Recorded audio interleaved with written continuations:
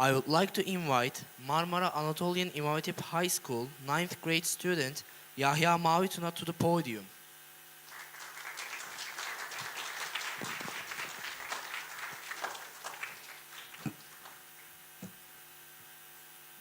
Assalamu alaikum. First of all, there is a big difference between seeing reality and seeing the reality that is shown to us. Most people believe that the media simply reflects the world as it is, like a clear window. But in reality, media often works more like a filter. It decides which events become headlines, which images are shown, which voices are heard, and even which words are used to describe what is happening. Because of this, media has become one of the most powerful tools manipulating how people understand the world today. Before discussing current events, it is important to understand the media influence is not something new. Let's start with movies.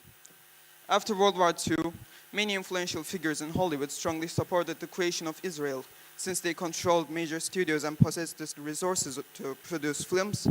They were able to shape how audiences viewed the region. A famous example is the 1960 film Exodus. The movie portrayed the founders of Israel as heroic and courageous figures. At the same time, Palestinians, who were the original residents, were largely ignored or portrayed as the evil side. This pattern continued for decades. Many Western films and television shows repeated similar narratives, while Palestinian perspectives were rarely given the same platform or financial support. As a result, generations grew up seeing one side of the story far more often than the other. But this issue is not limited to entertainment. It also affects the news we consume every day. The first way this happens is through language. Words matter. One of the clearest examples of this can be seen in the biggest genocide of modern era, Gaza. When Israelis are harmed, news reports often use direct and active language.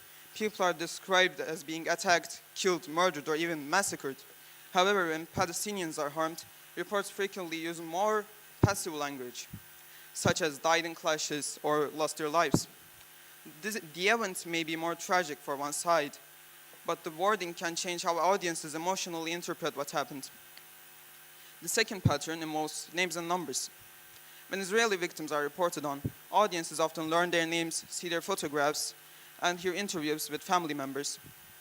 But Palestinian victims are frequently presented as statistics, just numbers. When people become numbers instead of individuals, it becomes harder for audiences to connect emotionally, to make empathy with their suffering. The third pattern concerns who gets the microphone. Western media outlets often rely heavily on official Israeli Zionist spokespersons and government representatives. Palestinian voices, meanwhile, are given less space or are treated with a lot of skepticism. Just these differences significantly influence public opinion. Since the Zionists consider any means justified, they use the media towards this way. Authorities which defend and follow these mindsets are also a Zionist character. As Muslims, we are also reminded of the importance of verifying information before accepting it. In Surah Al-Hujurat, verse 6, Allah says, "O you who have believed, if a rebellious or evildoer brings you news, verify it, lest you harm people in ignorance and then become regretful for what you have done." This verse teaches us an important lesson. We should not accept every piece of information without investigation. We must question, verify, and seek evidence before forming judgments. This principle is especially relevant in today's digital world, where information spreads faster than ever before. So what can we do? The answer is not to stop watching movies or stop following the news. The answer is to think critically. First of all, change your feed. Don't only look at Western sources. Spread it to not only BBC, CNN, and the New York Times.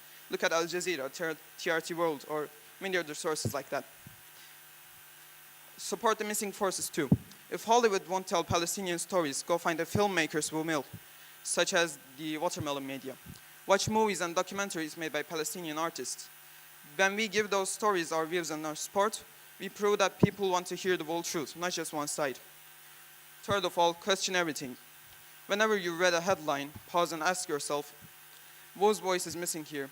Why did they use the specific word? Or are they showing me a person or just a number? You have the power to demand fair reporting. By changing what you watch, who you listen to, and how you think critically about your feed. You can help build a world where everyone's story gets told. Thank you.